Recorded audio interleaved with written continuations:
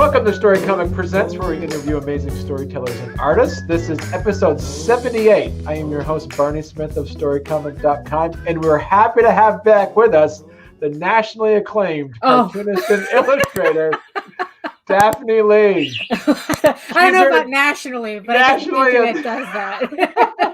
I remember last time with this, you said, flattery will get you everywhere. Oh, yeah, absolutely. Yeah, flattery gets you everywhere. Yeah.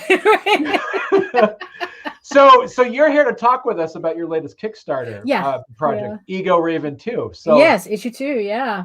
It's you were here back in January at episode 52, and now we're episode 78, and you have we were talking about Egoraven issue number 1. Fast forward 4 months later, you got issue number 2 coming out. Yeah, it's kind of trippy so far as to how and for the audience, just that I have a parrot over here who's being a pest, so please ignore him. So I mean it's been kind of trippy doing this campaign. I mean, even though I'm only on issue 2. It's been a weird thing because I'm having such a different experience than when I do my Tall Tales campaigns, or when I help JD Calderon with his Oswald campaigns. Mm-hmm. It's such a different experience, and I don't know whether it's because this is completely my own book, so it's it's all on my shoulders, as opposed to with Tall Tales where I'm kind of sharing the load, right. somewhat. So a lot of so when last we spoke, the biggest thing with issue 1 was it broke all my backer records, which surprised me. I made 133 backers on that campaign, and that's something I was certainly not expecting. And and this one, and on the second one, what was really trippy was that, I funded in 3 hours, when the first campaign took 24 hours just to make goal.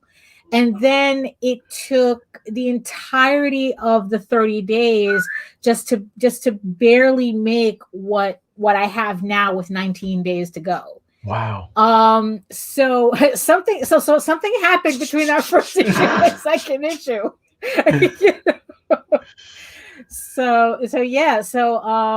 It's just been pretty weird trying to figure out, we were just talking about trying to decipher the YouTube algorithm, and it's kind of like trying to decipher the Kickstarter algorithm as to what's going on here that I can try to repeat on my third campaign, which is scheduled for September. Right. So so it's it's just all these numbers and things that I kind of have to do tea leaves on. And then so you were talking last time though, is Egoraven, is it 3 series, or is that 3 comics, or is it going to be more than that? It's going to be I finished the script, and I'm crossing my fingers that it's no more than 15 issues. I'm pretty sure it's 15 issues. I'm pretty sure. Because when I did my initial schedule, the idea was to put out 4 issues a year, which means it's going to take me about 4 years to put out the series. And it's who has that time? So I can't. So I'm hoping to keep it within 15 issues, because there are more stories I want to do beyond this main story arc. Right. But I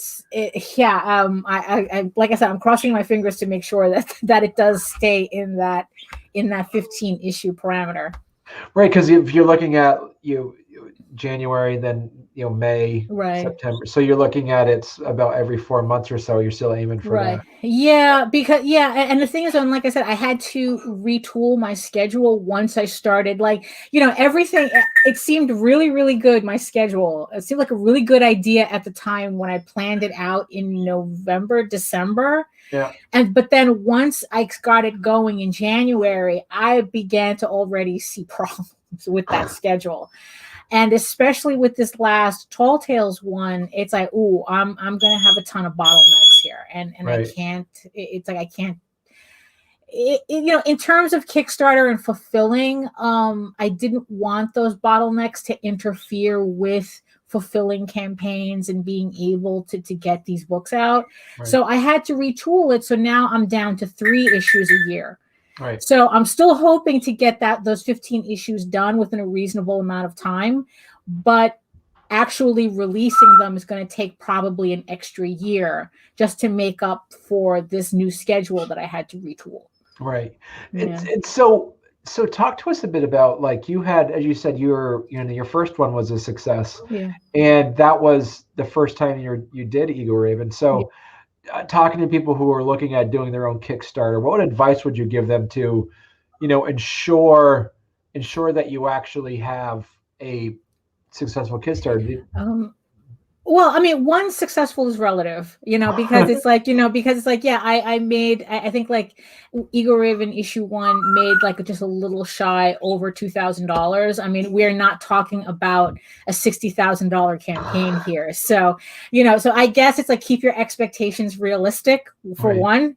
It's like, but like the main things that I felt like really, really helped was, one, having the work done in advance. Like, I had the books proofed before. I mean, even with issue 2, I had the books proofed before the campaign even went live. Right. So I had something to show. So when people saw the Kickstarter, they didn't have to guess whether it's going to be one of these, oh, are you going to fulfill, or is it going to, it's like, oh, the proof is right here. I literally, the proof is right here. This is the second issue. So, so it's done. So I have that, and I'm looking forward to get both issue 3, issue 4, and the trade paperback, the first volume, proof before the end of the year. Right. So so the more you can get stuff in advance, the better. Also, the other thing too is that you really have to build up your presence and your audience before that first Kickstarter goes live. So it's like, we're talking about, building up a mailing list, and really, really working that mailing list, like going on shows like this, and doing that like months before, like I said, it's like really, really priming that pump. Right.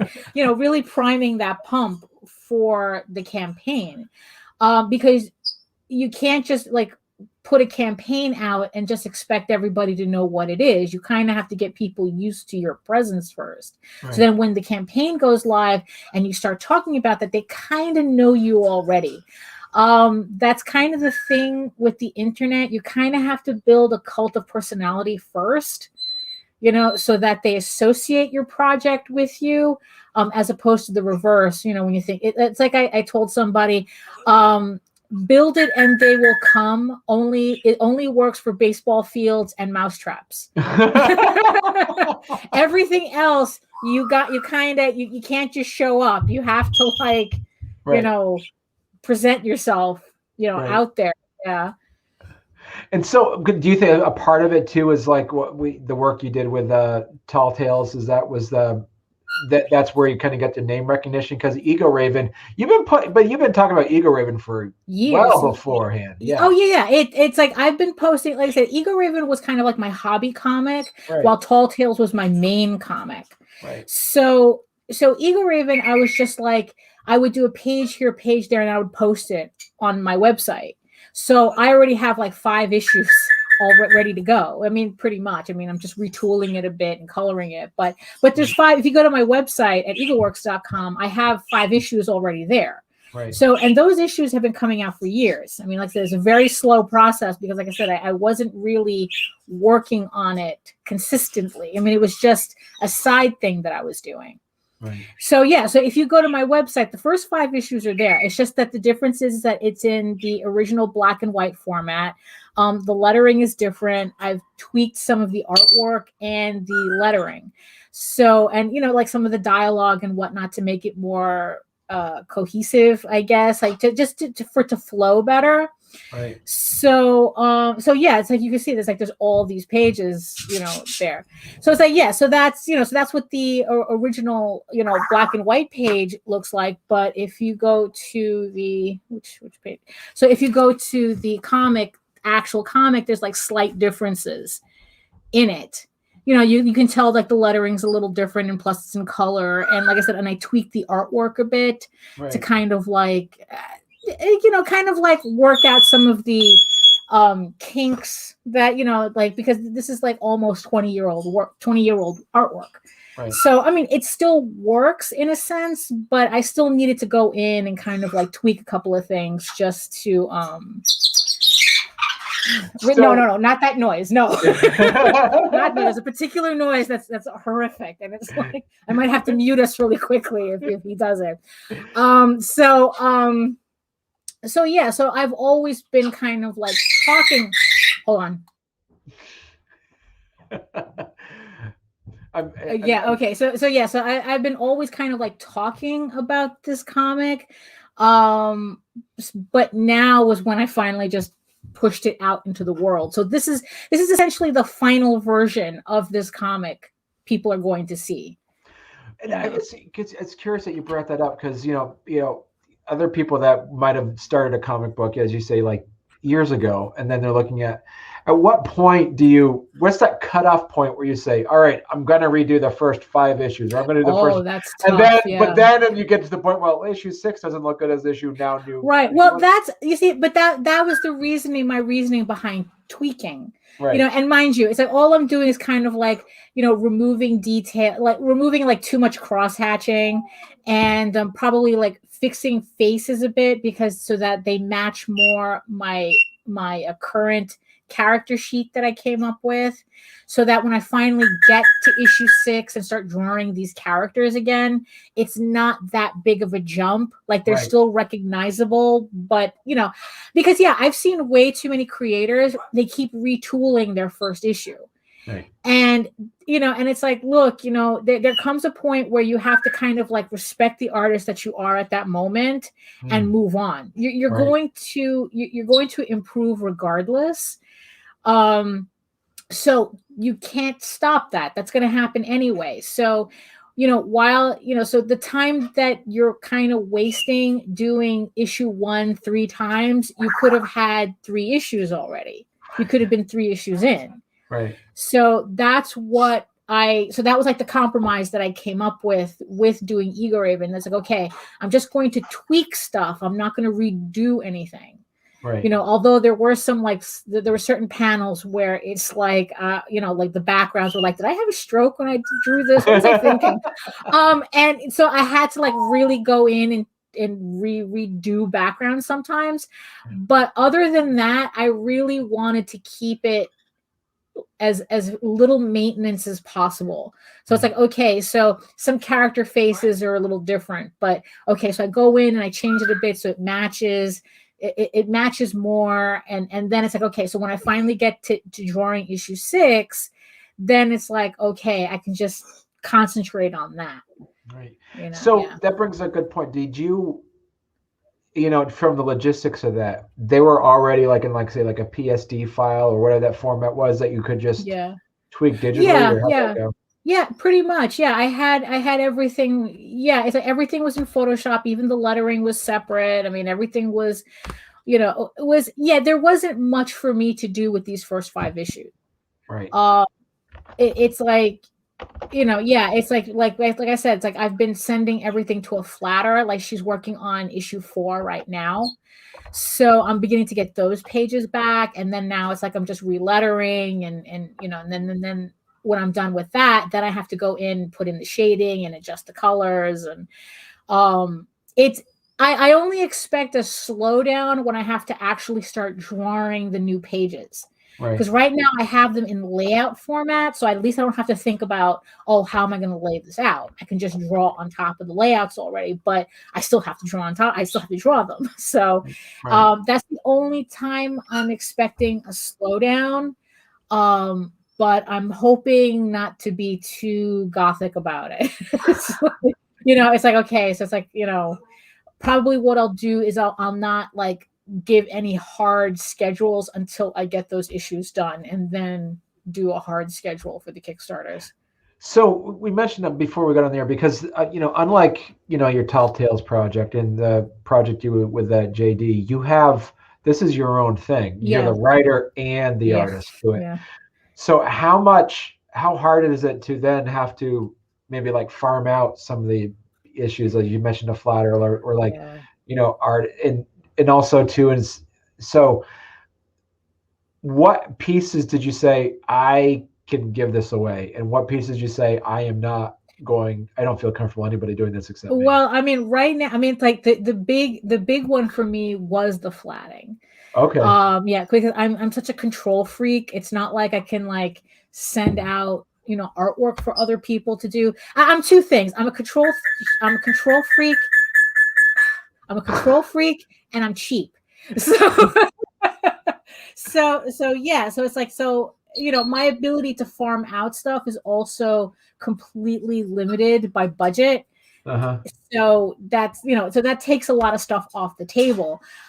When I was coloring this second issue, it kind of took me the same amount of time to color as I did the first issue, but for some reason there was a certain tedium to it that kind of really got to me, and it got to a point where it's like I go, if I'm looking to really get these books done, I at least have to I have to give up the flatting, at least, because out of the entire process of coloring, it was the flatting that was like the worst part. I don't know why. You would think that tracing out shapes and putting a fill in it would take so long, but it did. And I was like, no, I really need to make this decision if I want to. I mean, flatting doesn't really alter the artwork. So it was kind of easy for me to say, okay, somebody else could do this. But even then, it took me a little bit to just finally, release the purse strings a bit and go, okay, I need to pay somebody to do this. So at least for the next two issues, I don't have to worry about that. Right. I can just go in and start shading, and I could worry about other aspects of putting the pages together and not have to worry about the flatting.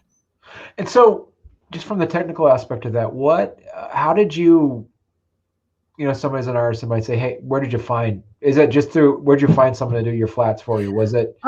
They were recommended to me. Okay. Actually, JD used them for another project. Okay. And and even though I spoke to other flatters, in the end, she seemed to be the one who fit my parameters, especially price wise. Yeah. So so I just so I use this woman out in the Philippines. Okay. And she brings, I mean, it's gotten to a point where it's like I did the cover for the first trade volume, and I'm like, well, you know what, let me just send her this cover so I don't have to worry about it. Right. So that cover is flatted too. Like I just started sending her, like on top of pages, I just started sending her other things just to flat, just to get that process started. Right. Because it was just that convenient for me. Like it was worth. And the thing is too, is that what I liked is that she separates out shapes that I would have never have separated out. Oh, cool. So if we're talking about like literally little details, like I would have never, like I had like books, like if you have, like I drew out like a bookcase and I had like little designs on the books. If I was coloring that thing in, I would have just put everything one flat color and called it a day. But she actually went in and colored in all the designs in separate colors. Okay. Like going, oh, okay, so I can kind of play around with that without putting in the time, right, of doing that. So it was worth every penny to get her to flat this stuff, because she's actually putting in, separating out more detail than I would have on my own. Yeah. And so when you did that, so did you have to like say, here's the CMYK value of, like, did you have to give like code for this or that? Or I kind of started doing that. Like I would send her character sheets to copy the colors, but then it's like I just got like, in the end, I realized it didn't quite matter to me because there was so much other color. I mean, it's just so easy to change the colors. I just stopped caring after a point. So it's like, here, just send me, just flatten it with whatever colors, and then I'll worry about sorting it out later. Okay. You know, yeah. So when you did that, so usually what you do is like, so what your files are at is did you say they're 300 DPI or 400 DPI? They're 300. Okay, they're 300 DPI PSD files. Okay. And I just recently upgraded my computer system so I can finally work in CMYK if I needed to. Okay. So, but I usually don't, because it's funny. It's like, I think, like, for me, CMYK is a little too specific for me, and I don't notice a difference for my work, so I don't really sweat it. I guess if you really needed specific colors to look a certain way, then I guess you should be working in CMYK. But I'm kind of a little on the lazy side of that. So from a Kickstarter perspective, and I know I think we talked about this also back in January. So you made a conscious effort to say, I'm not doing a black and white. I'm going to make it color. Yeah. I mean, and I think from the very beginning, it's like, you know what, if I'm going to put this book out, it's going to be in full color, because I don't know. I guess I had it in black and white for so long. And again, it's like lockdown kind of put me in a different mindset. So it's like, okay, this is going to be in color, which was really, it's really weird, because it's like, you would think that with so many people who grew up on manga, that they would be more tolerant of black and white work. And they're kind of not really. There's still like a really big attraction to color comics. Like people, I don't know, take color comics a little bit more seriously. But at the same time, though, it's like, once I had that first issue colored, I was like, oh yeah, there's something about this stuff in color that makes it really look good.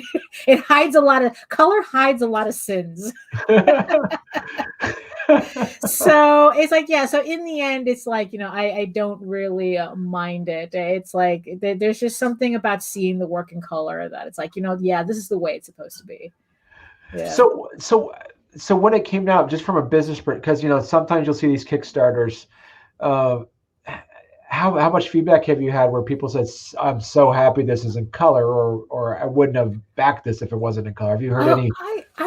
I mean, I've never had anybody say that specifically, but considering our Tall Tales comics are in black and white, and also a lot of J.D. Calderon's work on the Oswald Chronicles is in black and white, and all I had to do was just see the differences in reactions to our campaign, to those campaigns compared to this one.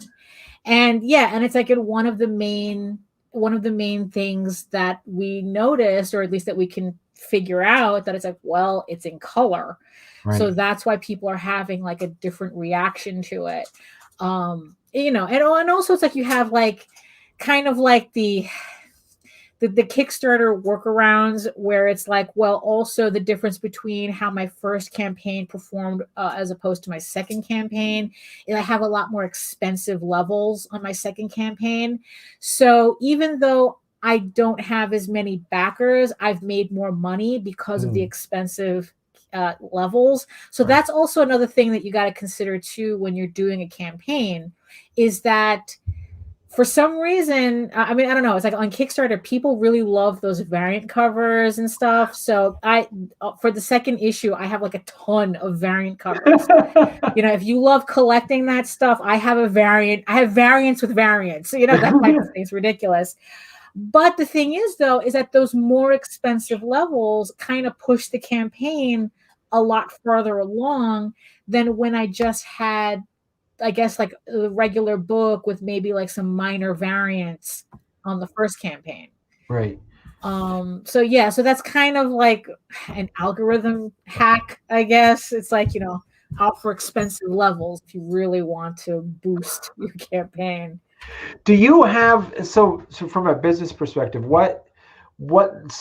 because you worked on Kickstarters that are black and white, do you see that you have to make sure that you have to charge more, you have to have a minimum amount of bulk comics to purchase as a color comic as compared to like a black and white? I mean, that's also one of the things that's changed over the years that's made this a lot easier is print on demand. It's like it's a combination of like, so what allowed me to continue to do comics all these years, because technically my books are banned from the Diamond catalog, which means I can't get into comic book stores.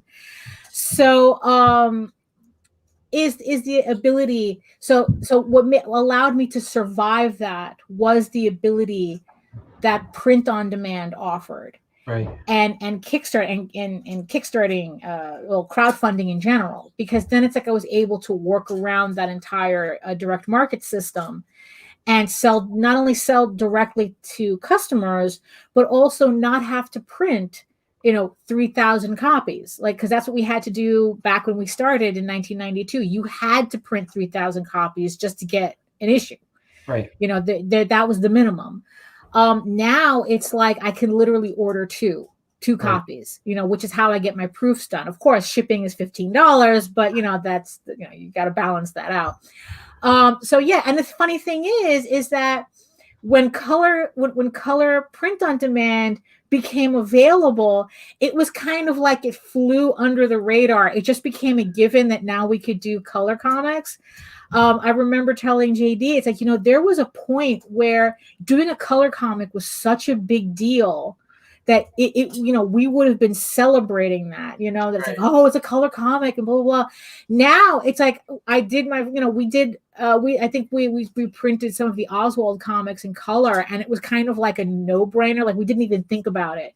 It was no different than printing a black and white comic. Wow.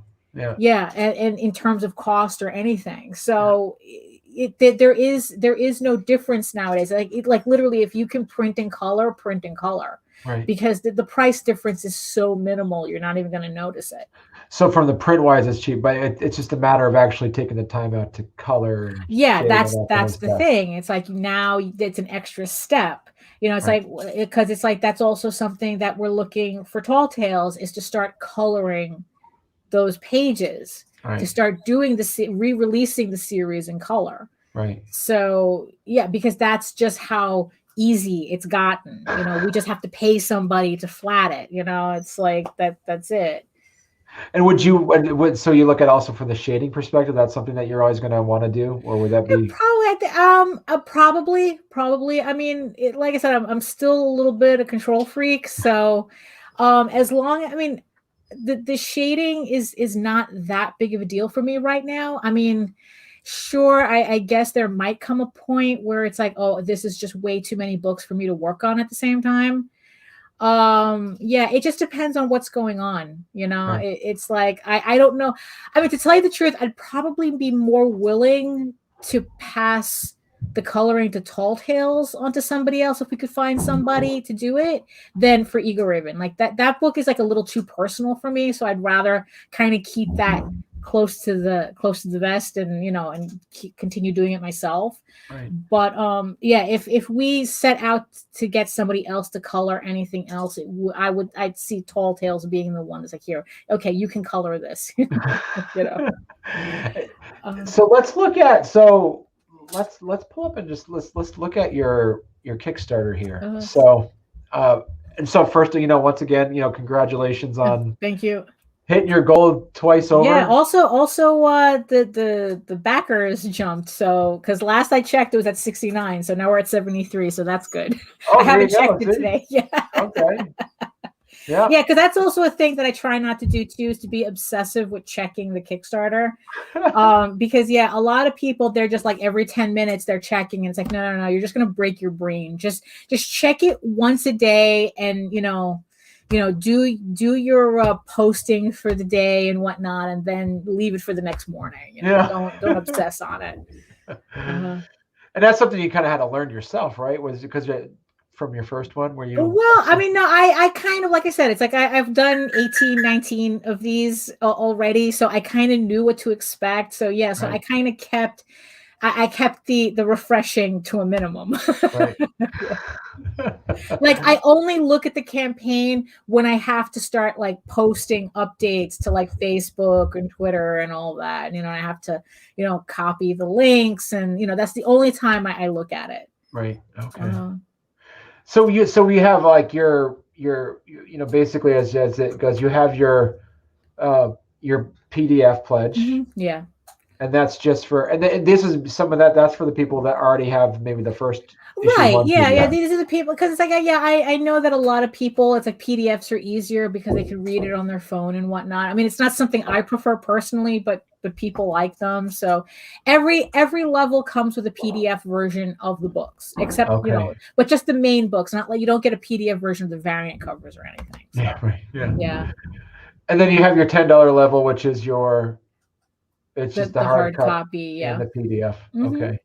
Yeah, there's also there's also catch-up levels for people who missed the first campaign that they can get issues 1 and issue 2 and the prequel in one shot. So it's not like they feel like they're missing out on anything. Right. And that's where you see, so that's exciting too when you see these catch-up ones.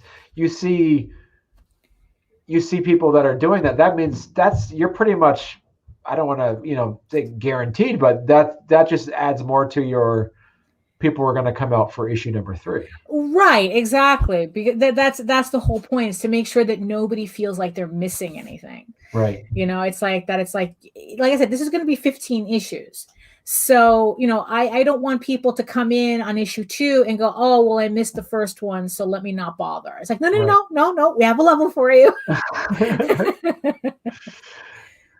And what's this one here? This is different. This is right. So these are all of it. Well, issue 1 had these particular variants. It was a virgin cover, which has no logo or anything on it. It's just the artwork on the cover. Okay. And then there's a silver foil edition where it's just the line art on the cover on silver foil. And then there's the hollow foil where it's the cover on hollow foil. It's very reflective. It's it's for it's for people who enjoy shinies. And I remember you talking about it back in January. You did that with issue 1, and you were trying it out. And did you remind me? Somebody told you to try it, or someone asked you for that, and you. Right. I mean, I don't quite remember, but it's like, it's like we saw somebody else do it, right? And we found out who the printer was. We got these. We got these done, and it's like, oh, there's no turning back. I need shinies for everything. And then so that's what you have here. You have your different. You have your silver, right? Virgin edition, silver cover edition. Yeah, like I said, it's like I don't know if it's a Kickstarter thing or just in general, but people love the I guess like the collectability of variants. I guess. Right. So that's another way to really bulk up your campaign, is to have variants if you can. And you have here, so this is the one that your hardcover here for $35. You get hard copy and PDF versions of 1 and 2, and the hard copy and PDF version. Yeah, it's like there's 1 and 2 and the prequel.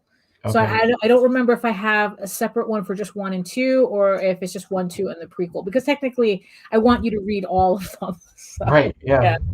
And then you have you've got your sketch cover. Right. Yeah. Then the sketch covers. Yeah. Yeah.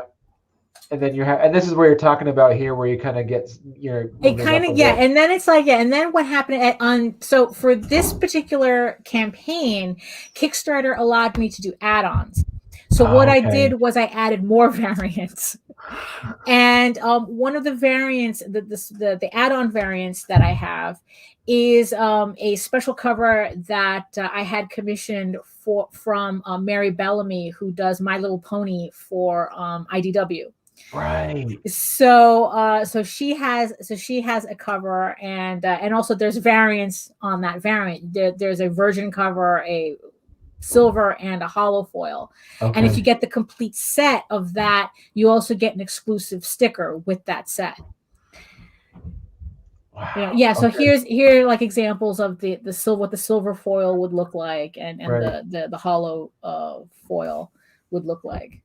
Okay, and there's the rainbow. Yeah. Right, and then you have like the complete sets, and then you have the complete sets of issue 1 and 2. But that's what it is. So that's the expensive tiers that help boost your campaign. That you kind of have to really think about, when you're coming out doing a campaign. You got somebody that backed that one. Yeah. Yeah, exactly. Yeah, because there are people who just want to collect everything. Right. And God bless them.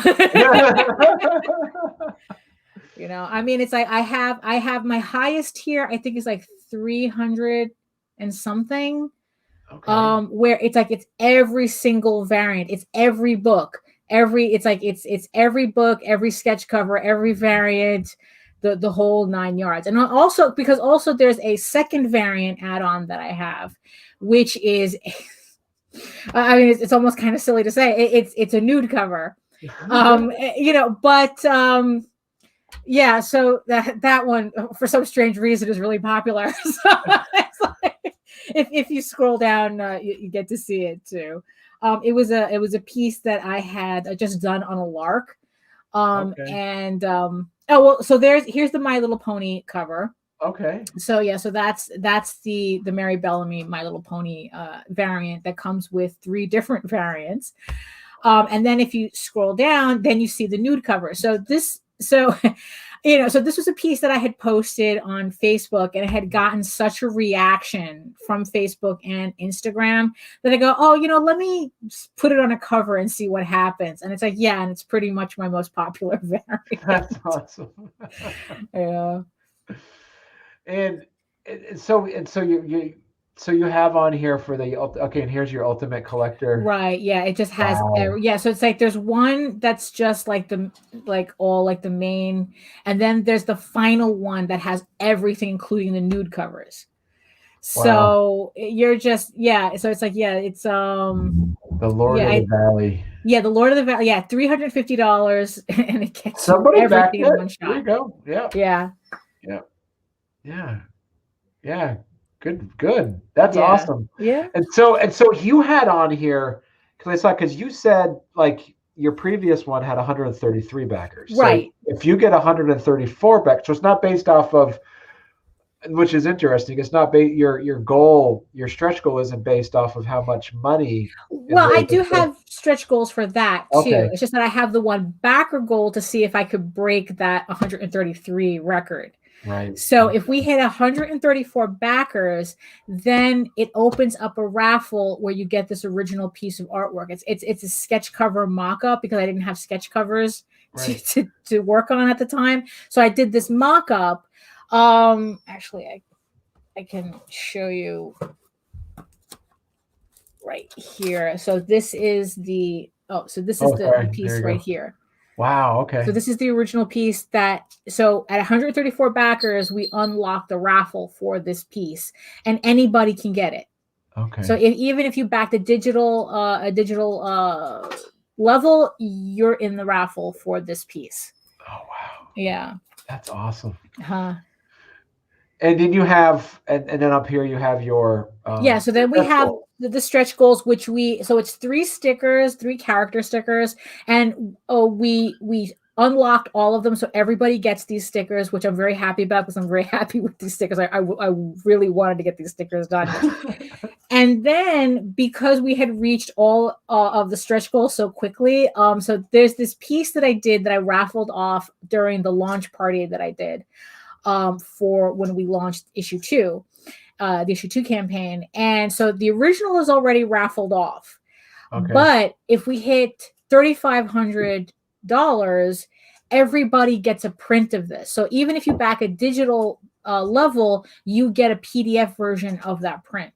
Oh, cool. But physical backers get a physical version of that print. So we just have, so that's like technically the last stretch goal. Right. Yeah.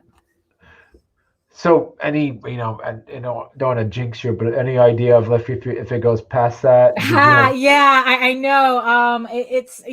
That's a tough one. That's a tough one because it's like I kind of have an idea as to what I could do for a larger stretch goal, but I'm not sure yet. I'm gonna wait and see just how far along we go in the 19 days we have left on this. So remind the audience too, and the listeners, is that the world of Egoraven, this is completely separate of Tall Tales, right? Yes, Completely this, separate. yes, this is separate. Yeah, this is a separate world from Tall Tales. Tall Tales was created by J.D. Calderon, and Yeah. I illustrate the book. Yeah. Egoraven is completely my own creation, so it has nothing to do with Tall Tales. Although there might be in jokes here and there, but that's the extent of it, though. So Egoraven is she is a half unicorn, half human princess living in Edenron. It's a magical valley of elves and unicorns. And although she is a princess, she's not really accepted by the elves, and the unicorns are not too crazy about her either. Being a half breed, and pretty much nobody knows what to do with her.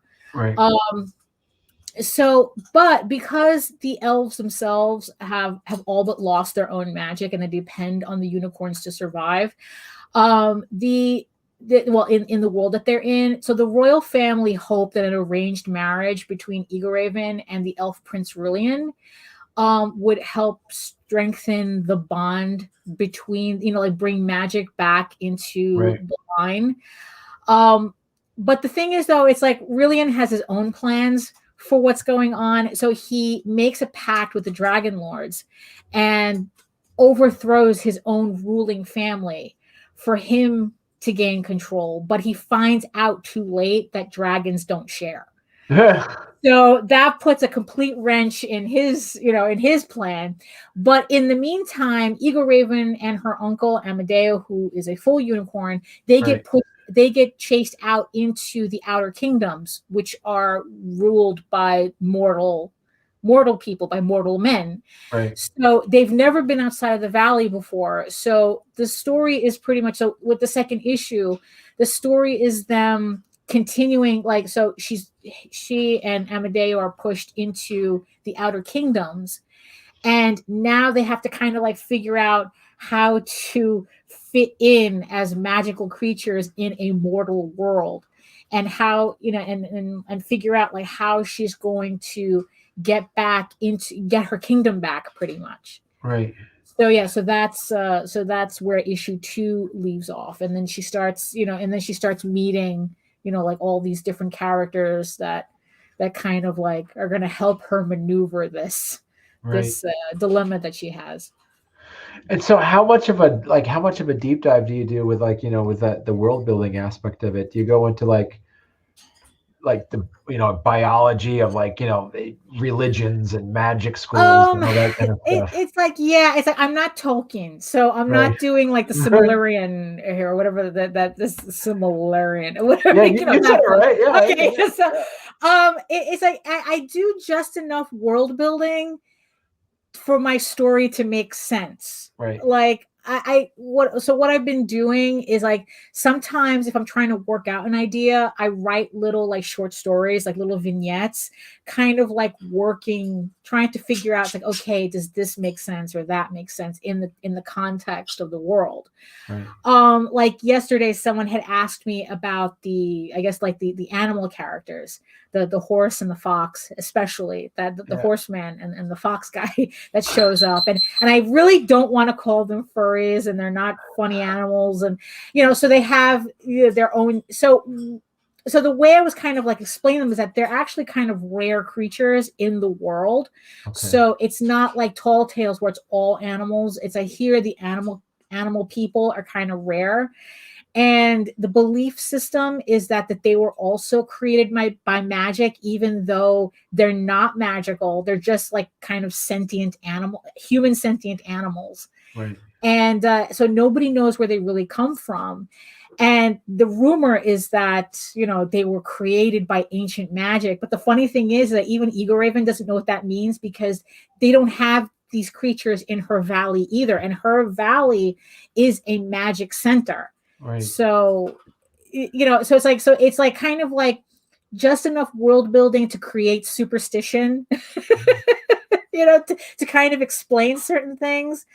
And then there's some, just enough religion, I guess, to, again, explain certain things, because that kind of becomes a literal thing that happens. later on. But it's like, look at me almost giving away the ending here. Do you ever like deliberately kind of like write yourself in a corner and just try to find a way to get out of it? Like, for instance, when you talk about Morgan the Fox, do you know the origin, or are you like, I'm going to put it out here and I'll figure it out later? No, pretty much. It's like, I just, you see, because it's like, because when I first did it, it was kind of like that meme, that Simpsons meme with the potato. It's like, oh, I just think they're neat. It's like, so I just put them in there because I thought they were neat. But as the story went on, it's like I have these little vignettes where I kind of like are playing around with a background story for them and everything. Like even with Johar, he has like, I'm kind of working out a more detailed background story that I may or may not work on later. Right. It's just kind of a little irrelevant in this. It's like I have just enough detail to be relevant in the main storyline, but his story itself is not relevant to the story. Okay. Yeah. So I have just enough. I do just enough world building, because that's also another thing that I didn't want to get caught up in, is doing so much world building. I never got to the actual work. Yeah. Because that's also a trap people fall into. Yeah. Layers upon layers. Because it's like what's that phrase? It's that I can't remember which culture had it, but it talked about, what's the world? The world sits on top of a turtle. Right. Yeah. Yeah. And then what's on top of that? Another turtle. So it's turtles all the way down. So right. It's like that point with like world building. It's like, if I do this, then I have to do that. So yeah. Right. Yeah. I mean, because it's really easy to get wrapped up in that. Yeah. And it's like, no, I have an actual book to work on. So that's good. So we're looking at your. So looking at your Kickstarter again. So you have 19 days as of this recording. You got 19 days left to go. Yeah. You're well on your way. I mean, of getting that third. I'm hoping. Yeah. Yeah. I don't want to. Yeah. So this is. Yeah.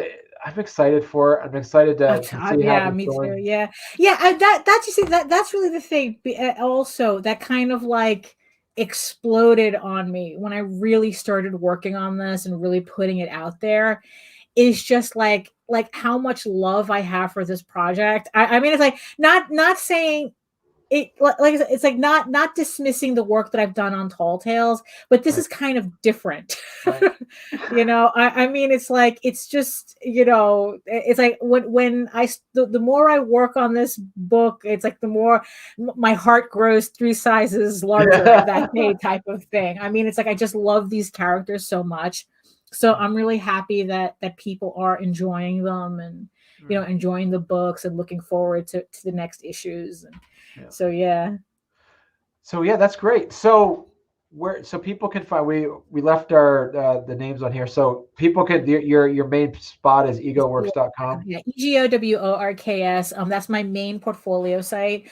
You can actually read the first 5 issues of Egoraven for free in its original format if you really wanted to know where the stories go. I mean, the story itself doesn't really change, it's just tweaked, but the main story pretty much stays the same. So if you really want to see where the story goes, the first 5 issues are there. And that's also where you can find all my social media sites, other gallery sites. I mostly hang out on Facebook. We were just talking about Patreon, and it's like, I have a Patreon, but it's kind of like a back burner thing. I really got to figure out like what exactly I want to do with that account. Right.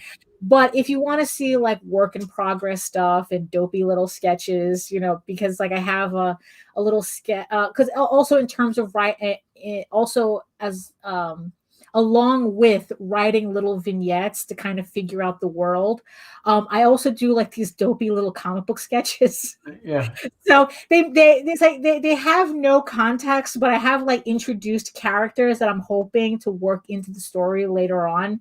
And if you want to see like work in progress stuff and those sketches and whatnot, you go to Facebook. I mostly post there. Okay. So yes, Danny said he says her art is awesome. Thank you very much. Thank you. Yeah, so also if you want to learn more about Tall Tales, there's also a link at EagleWorks to talltalesonline.com. It's TAILS, where you could read the first 20 issues of Tall Tales for free.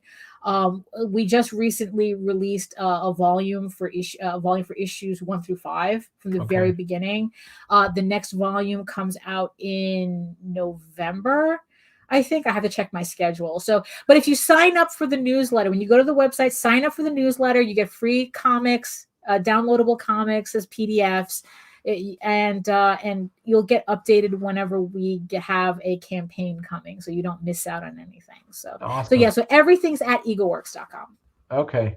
And it's great. So when you come out with issue 3, come back on the show. It's absolutely September. It's going to be late September for issue 3. Yes. Okay. Perfect. All right. Well, thank you very much, Daphne. It was a pleasure chatting with you again. Yeah, thank you.